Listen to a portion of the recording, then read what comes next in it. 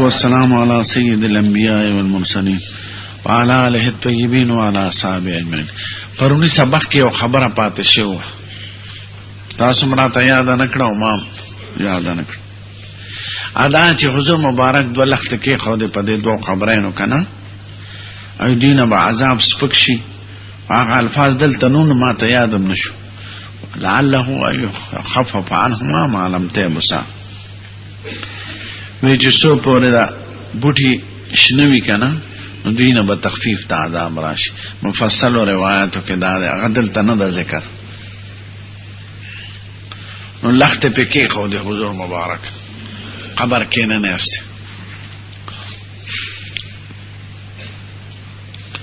نو دا تخفیف د عذاب دو معنا دي. مشهور او عام شارحین لیکي چې دا چې دو پورې تخفیف دي نو دوباره به په عذاب شروع شي، او شفاعت د مصطفی دغه او چې دو د بوټي پورې مو دغه قبول شوی.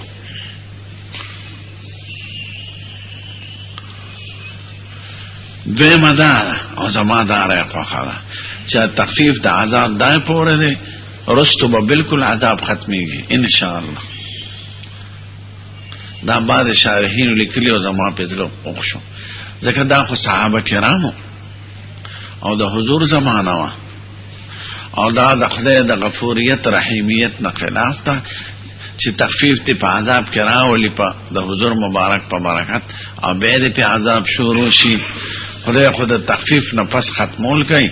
دا څنګه چې تخفیف نه پس ته تشدید شروع شي. زما خدای راخه تاسو خوخه ده کنه الحمدلله. خداړم به رې چې راوالو چې تخفیف د عذاب دغه موده شو، نو دا تخفیف د عذاب په شفاعت د مصطفی او که په دې لختو کېدو، نو دې دواړو کې اولادار چې دا شفاعت د مصطفی نو خاص شو په دغه کسانو پورې او د عمل د حضور مبارک پورې. نو بل ځای کې په دغه باندې بوټي نګده نو په پکې شنه لخت خخه، ځکه دا اثر د ید کریمه د چاو د سید الکائنات. نو هغه خوستا په قبرونو نه دی، هغه چې کم قبرونو باندې خره هغه کې تخفیف د عذاب راغی په برکت د مصطفی علیه الصلاۃ والسلام. نو نقل به نه کې د دې وجنه عام صحابانو دا عمل نه دی نقل، کدا د لخت وجه وینو پکار دا چې به هر صحابي مبارک خپل خبر یا د بل خبر چې خخاو نه کې به لخت کې خو دې دغه چې اتباع د عمل د مصطفی هو پکار. فاغی دا حمل که پچا باندې په خصوصیت د مصطفی او په شفاعت د مصطفی، نو عام صحابه دا نقل نه کړي. دا رنبه وجه او دا اولاده. دویمه وجه دا چې دا اثر د تسبیحات د شنو بوټو، یعنی دا شنه لخته چې کې خو د پکې نو د دې سنا وي تر چې دو پوره، نو سبب د سنا دی تخفیف د عذاب په برکت دا سنا د بوټو دی.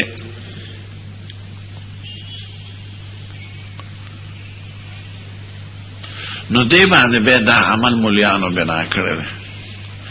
دو عمل یې پکړی دی، یو دا چې د سنا برکت دی،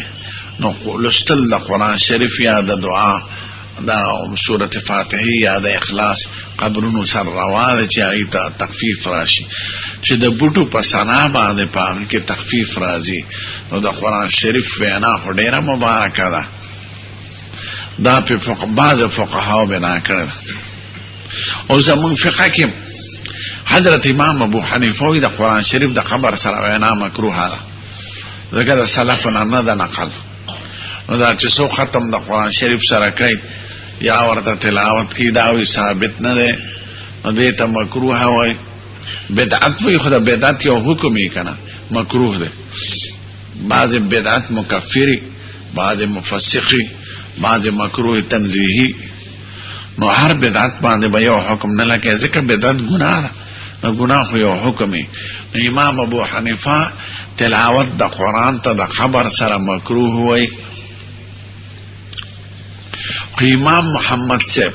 د دې حدیث پرانا کې هغه قرآن شریف نه روا کړی ده او سبب د استیناس یې ګڼلی د مړي دپاره او سبب د تخفیف د عذاب. او زمونږ احناف عام د محمد صاحب په قول فتوا کړې ده. قاضي خانم بحر الرائقم چې فتوا په قول د محمد صاحب ده، نو خبر سره تلاوت کول او هغه ورته بخل یا سورة فاتحه ورته ویل یا سورة اخلاص ویل دا سبب د تخفیف د عذاب دی او استنباط د سنه کوي د دې واقعنا. نو دې دلایل ته ګوره ښه.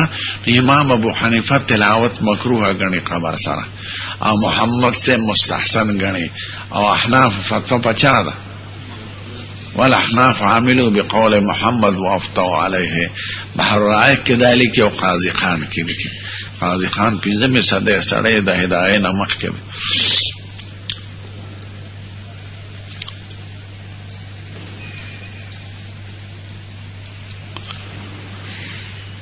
اوس یو سوال دی که د لمدې بوټي د سنا برکت دو چې تخفیف د عذاب راسو، نو او احناف بعضو پیدا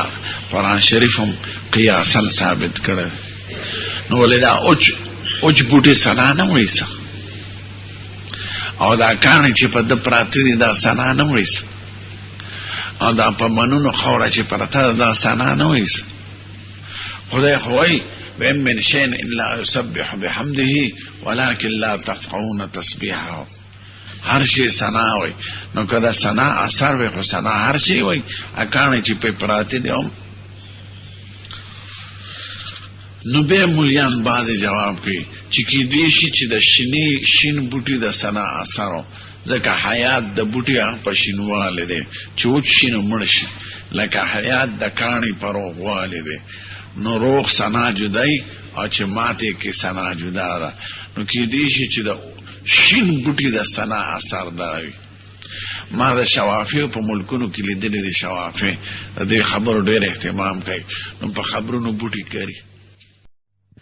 ما شوافی او خبرونه لیدلې بوټي په کوي، کشمالو په کوي، دغه په کوي، ګلاب په کوي، د شام په مقبرو کې شوافیو کې دا خبرې ډېرې دي. او په مصر کې د مور تک دی د خجرو لخته پانه مړو ته لکه حضور اخیر.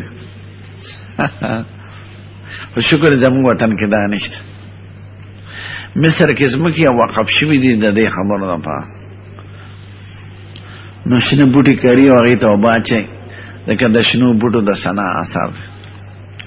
خو دا ده چې عامو صحابو کرامو دا نه دی کړی. حافظ ابن حجر جائز کړی دی. حافظ ابن حجر شافعی دی کلک کنه، ناغوی په مولود شریف کې که سړی ودرېږي نو هم خیر دی، لکه دا بریلیان چې کوي مولود شریف د حضور ثنا ویل کېږي یعنې تعریف نه. نو شام کې ما لیدلي زه مولود شریف کې شامل شوی. دا مولود وی قصې د پیدا کېدو د حضور پاک ته، نو 15 شاعرانی، نو یو طرف ته دو بل یو منځ کې، نو مولود قصې د پیدایش د حضور ته وای. اول دا یو سړی به لګي دا څلور ورسره سره رای او مولیان چاپېره ناست، نو بیا پکې لږه وقفو کې یو 15 منټه یو مولا بیان وکړي، نو د حضور نوم مبارک د هغه د پلار د هغه د نیکه د هغه د نسب، نو چې دې دې ته راورسېږي چې ولید المصطفی و فم الزمان ثناء، چې حضور پیدا شو، نو ټول پاسي ټول وای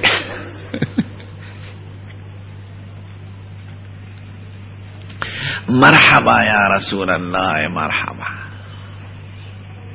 دا وای مرحبا یا رسول الله مرحبا. او زموږ علما شکر دې چې دې وطن کې دانش نه دا بدعت غني. نو امام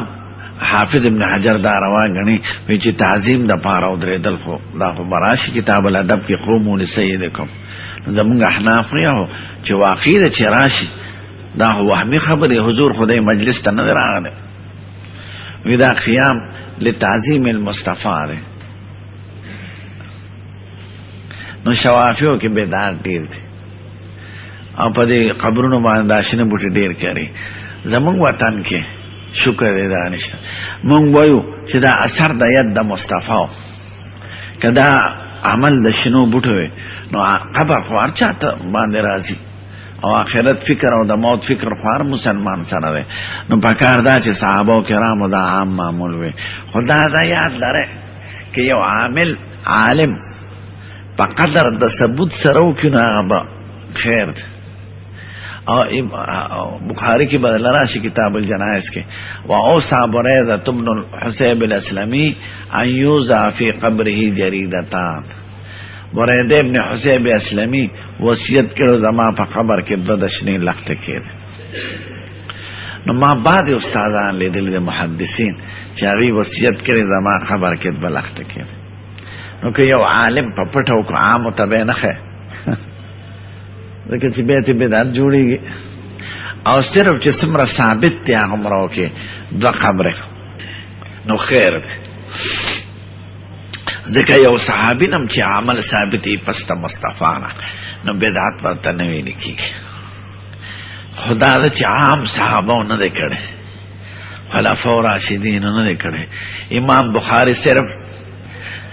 د یو صحابي عمل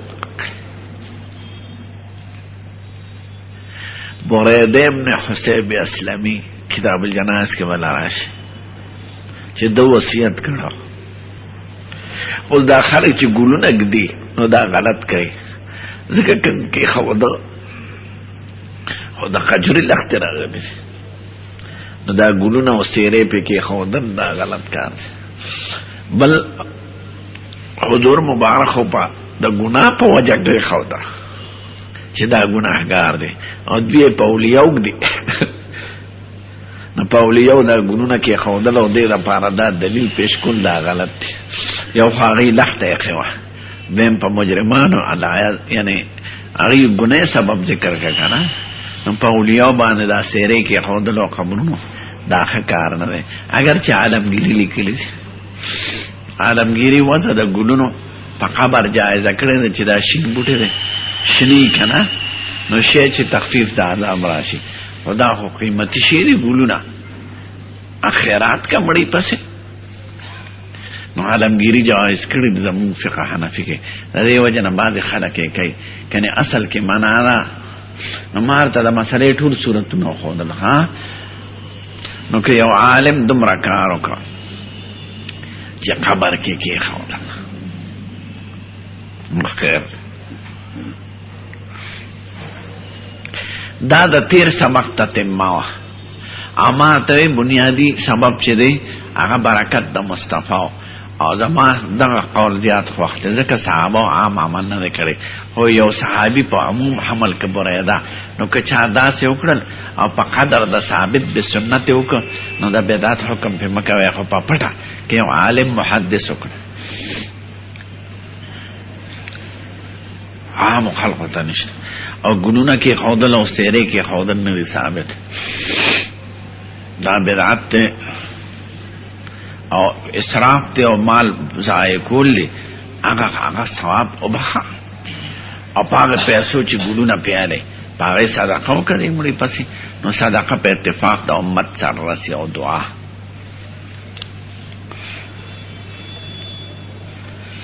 دا خبر کی پکی کې دې او کلام دې ور سره کې دې خیر خبره په عام جنګ دې ځکه عام خلک به ګوري او به ټول خلک د قجر لخت راوړیو په قبرونو کې به خخای اگر چې حضور مبارک سرګند شي خو دا چې یاره د فساد د ذهن د عوامو ده نو دنه پکې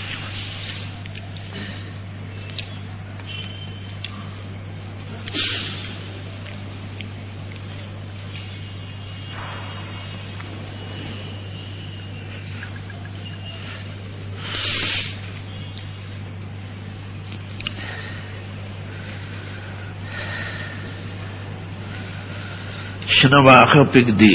شنو واخه خو نه راغله قجر لخت راغله زمون وطن کې خو نه دي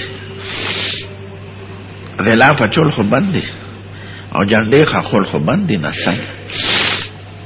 دغه اجازه نه راغله غلا په خبر څه کوي غلاف دومره قیمتي دي خیرات کا فقیران مسکینان غلاف اچول بندي په قبر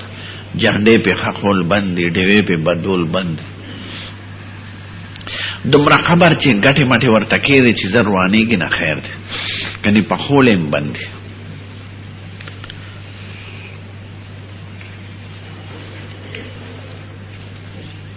بس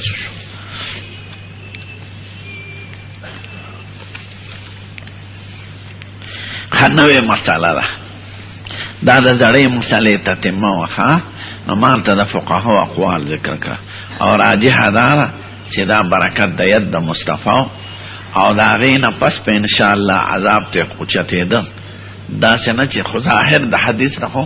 چې تخفیف د عذاب دغه مودې پورې ویل نو دواړه احتمال نشته اما باقی څنګه دی اب تشدید راځي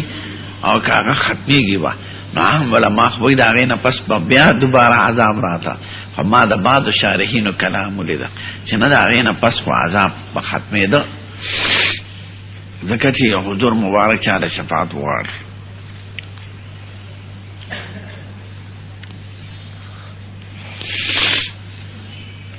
ادابله مساله ذکر شو دی بل باب کې تشدید په باولو کې نو اسنه چې سو غلو کې نو یو دو باب په ذکر کوي چې دغه تشدید نه د دو باوله مستثنا دي یو د ماشوم لک چې لا خوراک نه کړي او دویم د حلال او سارو آی کې تخفیف راغله نو دا د تشدید د باب نه مستثنا کوي نو باب ما جاء فی نصح بول الغلام قبل ان يطعم نصح معنا ترم کیا کول او په پیدا سي ترم کیا کی نو دا الک غلام ماشوم چې لا د خوراک زمانه ته نه رسیدره دا غو امتیاز باندې ترم کیا کېدل دا بو کافی دی کې تشدید نشتا حدثنا قتيبة وأحمد بن معين قال حدثنا سفيان بن عيينة عن الزهري عن عبد الله بن عبد الله بن عتبة عن أم قيس بنت محصن أم قيس بيبي وي دخلت بابن لي على النبي صلى الله عليه وسلم ما خپل زوی ګلاله راوست حضور پاک لا لم یاکل الطعام لا الطعام زمانه تنور رسیدل خدای په ابتدا کې دا د مور په دا غذا د ماشوم ګرځي ځکه ماشوم چې پیدا شي اورز باندې شي نشي کولای کلمې ټول ضعیف به اورز د پسنه په شروع شي او پیدا سي نرمه ماده ولا خدای پیدا کړی چې دینه زیاته اصلحه غذا ورشتنه او به د مور واخه او دال او ټپ ټیپر او مولې دا خو نشي کولای نو په ولا خدای سینه کې به او دا خدای سان ته ګوره چې دا په وینا ده خو چې په غلان په ذریعہ راشي د غلان ځکه خدای داسې غوښه پیدا کړی نه سپینا چې هغه د پای رنگم د وینې رنگم بدل کی او خوند او بویم ولا بدل کی او خواږه پېتی جوړ کی دا وینا د خدای جیبنه دا څه کولی شي امریکا کولی شي که روس کولی شي او کستاسو لیډر کولی شي او شمالي اتحاد کولی شي او ماغه وینا چې سینې په ذریعہ روزي خوان او په نری سوی باندې ورسې چې زیات نه او خدای دې ماشوم دم چلو خی د مور په سینې کې نو دا چل ورته سو خی چې د مور ته دا سره راکاږي د سکول کې سبق ویلی ها که کالج یې پاس کړی دا تعلیم فطری ده سبح اسم ربک الذی خلق فسوى والذي قدر فهدى خدای غزاد ته خلق الانعام وهدى على مراتها دا حیوانات زناور پیدا کړی دي او دوی ته د جن چل خوندل دي سپوتا ماشوتا میګوتا شاتو مچوتا نو په ولا خدای سینه کې پیدا کړ او د موږ زړه به اندازې مهربانه سړی د سړی په سینه کې پېنښت او هغه شفقت شته چې کوم نه مور یو غنټه په بلار ماشم قلار نه زه خو په جړام تنګېږم دا پات خلاص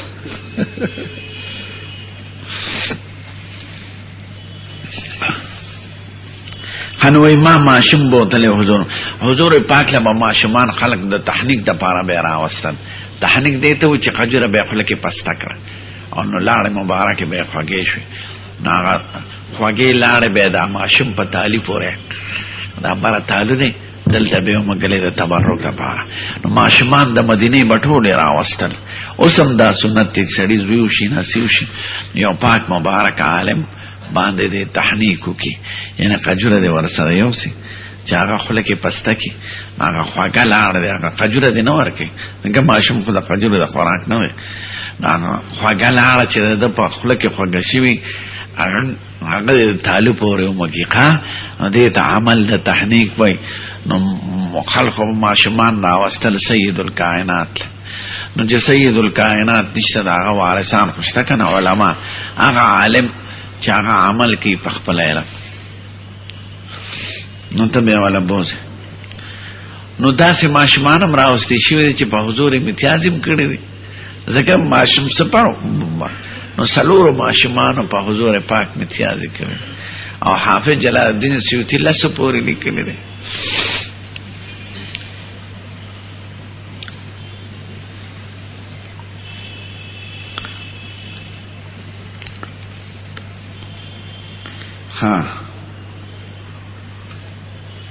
نو امام ولا راوسته ماشوم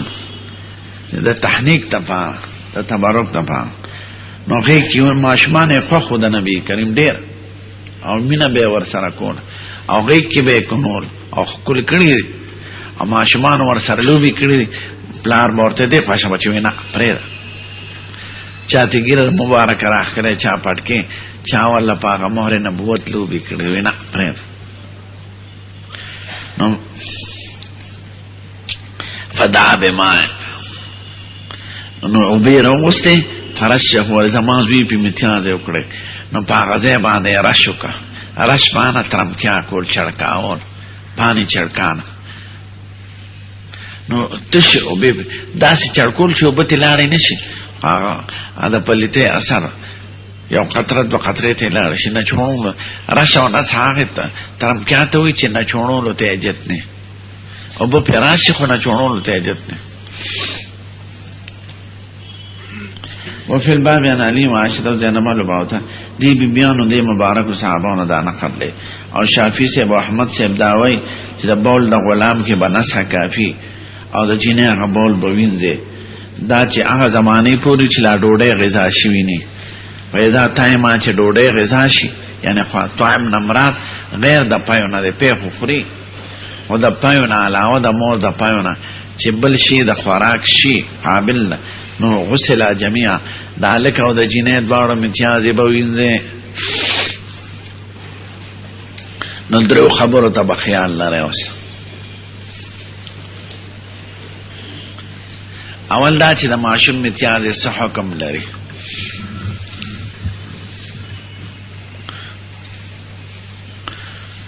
دیم دلائل اورد او قدح و جوابونه یوم الته درم وجه د فرق په مابین د الک او د جینې کې چې د الک امتیازو کې شریعت راشویلې او د جینې هغه کې غسل وای غسل دی وینځلو ته چې او دل په موږ چې نه چونه کې دې نه چونولو ته ارک او دلک مګولو ته وای ارک نه چونولو ته وای زور باور کې نه چون به کې درې ځله او نه شورا زده ته چې په پیدا سي ترم کې خلاص چې نه چونولو زور مګولو ته حاجت نه لري نو دو خبره شو درې مدا چې وجه د فرق سره الک او جینې کې نو حواله مسله بیان د مذاهب شو بعد ظاهریون او غیر مقلدین نه دا نقل چې د الک امتیاز پاکي دي او باقی امت وینه پلیتی خودی ټوله کله الک وی کده جینې ناول خو زمون بی سره بحث دی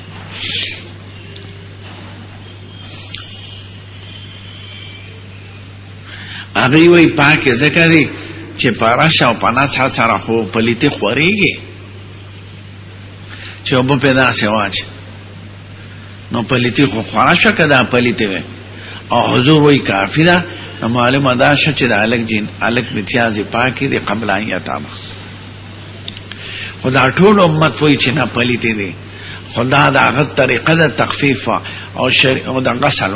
او شریعت د ډیرو سيزونو احکامو کې فرق ویلې دي سره د پلیته نه پانا چې پلیته شي پوهچه پلیته پس مکه راکایا تور چې پلیته شي یا ش پلیته شي نه وینا په پرې وتا پښوګ یو مګه حوض چې پلیت شي او به تلر کاو نور چې په ولګي وچ شنو بس پاکه ده. نو د بعض سيزونو پاکي شریعت پکې جدا احکام ویلي دي. نو دی خو پلیته په پلیته وایي د دې وجنه د ظاهري او قول علما ورت کړي یا وا دم دا که پاکي وي نو حضور هو په یو واقعه د واقعاتو کې نصح او رشپم پرېخو چې امت ته دا معلومه شوی چې دا پاکي دي. نو چې په یو واقعه د واقعاتو د مصطفی نه او په یو حدیث د احادیث د مصطفی نه دا نظر راغلی چې بول د غلامي پریخي په خپل حال معلومه دا شو چې وینځلې خو پکار دی یا نصح یا راشیا او باچو خو په داسې نه دی پریخي کنه بیان د فرض په حضور مبارک فرض نو چې راشا او نصح کړي دا کم از کم نو معلومه دا شو چې دی پلیته د دې وجه نه څلور واړه مذاهب او عام فقها او محدثین د پلیته قائل چې دی پلیته. اوس دنه د پلیته کې درې مسلک دي د علماء پس ته دینه چې د پلیته قائل دي. اول مسلک د حضرت امام ابو حنیفه او مالک ته چې دواړو کې غسل پکار دی منزل. دویم مسلک د اوزاعی صاحب دی او د بعض محدثین. اوزاعی امام دی د شام خدا بعض مذاهب خدای ختم کړل شاگردان ورته هغه ملونه شو او کتابونه ور تصنیفات یې ونکړل نو مذهبونه سه زمانه پورې ارورو ختم شو. خدای امت په دې سلور متفق کړ کني دولس پورې ائمه مجتهدین دي. زه د اوزاعی صاحب زیارت ته بیروت کې خخته او هغه محله ته اوزاعی وای محله نو د بیروت د لبنان او طالب علم موږ سره د کالج نه راغله ما ورته ته په کوم مذهب وې زه د اوزاعی صاحب په مذهب نو ما خندل ما لا اوزاعی صاحب ته نه کتابونه نشته نو به حنفی کا تاسو الحمدلله ځکه د مذهب پابندۍ باندې چې عملو کې د حج او د عمره نو ته به مطمئنه او چې دا سوي زه مذهب نه منم نو کله به یو قول اختیار کله بل بل لکه دا ګډه چې لې ونه شي کله یو خامنډ کې کله به بل خامنډ دا غیر مقلدین سخت مقلدین دي. خودی دا اقطعون دا ابطعون د نورستان مولا باجوړ مولا نسواری مولا مقلدین تقلید خو مجبوری ده نو د پاکانو تقلید ولې نه کوم او د خیر القرون ولې نه کوم چې حضور مبارک د هغې د خیریت شهادت کړی دی خیر القرون قرن ثم الذین یلونهم ثم الذین نو د نورستان مولا کوم دیزن د نسواری چې ما ته معلوم دی په 100 روپو باندې دین خرڅي او د پیسو مولیان او دروغجن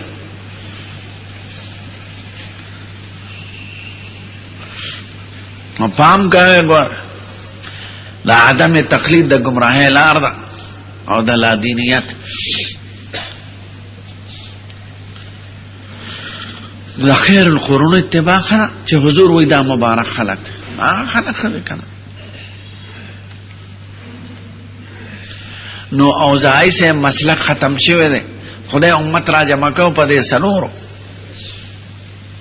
ویلې کتابونه ورکړه شاګردان یې کړو امت یې خور کو او زیات پکې مزه 85 کروڑ 15 کروڑ 80 کروڑ دی واکه احناف دي تاسو الحمدلله او 15 کروڑ به مالکیانی او 10 کروڑ به شوافی او 1 کروڑ نم کم حنبلیان دي اهل سنت ټول دغه دي. خلافتونو حکومتونو قضاګانې تیرې شوې او څو نو سواری څنګه را پاسي خدای دې تاخوار جاهله امت کې انتشار پیدا کړ. نو اوزاعی سے پورې مرتبه چې اوزاعی مثلا د عبدالرزاق مسلکو د اسحاق ابن راویو د مکحول شامیو دا ختم شوی دی. امام شیرانی او کتاب لیکلی دی نو یو څلور دریاب یې جوړ کړي نور دریابونه هم جوړ کړي 12 نو چې هغه نور دریابونه نقشې چې هغې کې اوبه چې شوي دي او دا څلور روان او صاحب کشف دی په خپله شافعي دی ویلوی دریاب می د امام ابو حنیفه ولید.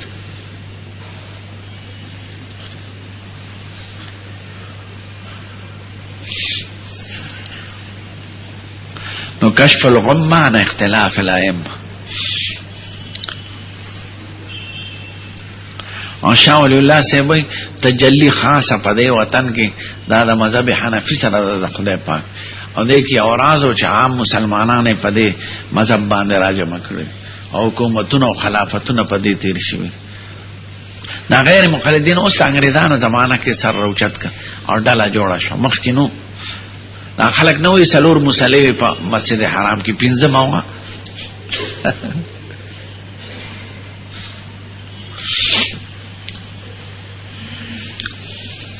دا جاهلان محض دی.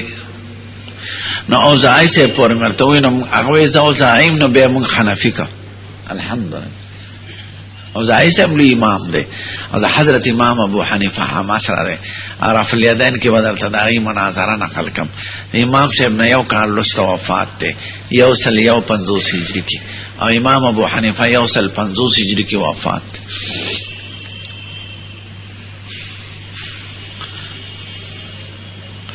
نو اوزائی سے بھئی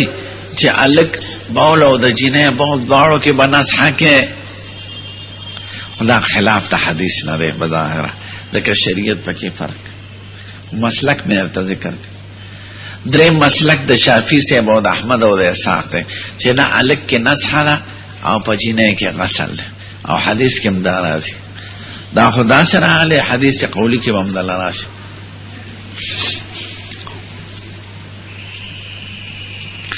زمون شان ورشا سے بھی زمون مذہب کی تخفیف تے دا الگ پجینے کی ځکه موطا امام محمد کی وای چې تخفیف راغله دا الگ په بولو کې او د جنې په بولو کې تشدید راغله. هو غسلهما احب الینا غسلم خوخ ده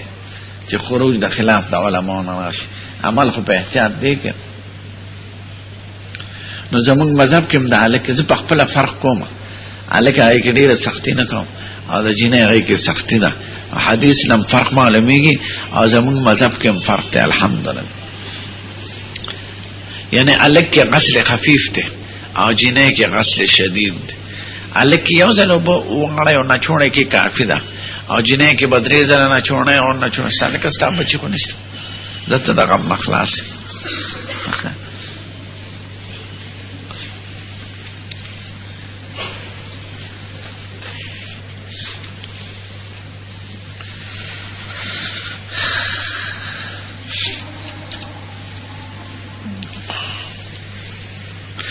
اوس چې څوک نصح هم وي د هغې خو بظاهر حدیث دلیل نشته او چې څوک غسل وایي دواړه کلک نو د هغې هم بظاهر حدیث دلیل نشته. خو جواب دی کوي ما ته وایي صحیح دا ده چې فرق پکې شته په هلک کې غسل خفیف دی. دویمه خبره د دې ظاهري حدیث د فرق نه به موږ څه جواب کوو. موږ خو دواړو کې غسل وایو اگر چې یو غسل خفیف وي او بل شدید. مالکیان دواړو کې غسل شدید وي او شوافی چې غسل نصح او